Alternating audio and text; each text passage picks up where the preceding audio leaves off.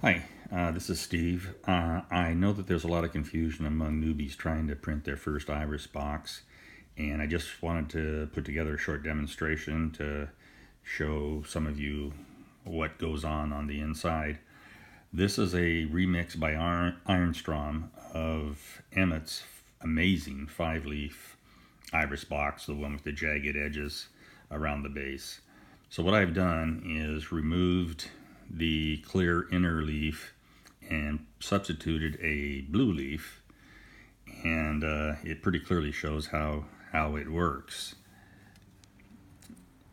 I'll just demonstrate there. You can see that it rotates around a pin located right there on the inside shell, and this is the drive pin that's located on the outside shell, and it's what drives the leaf around that axis.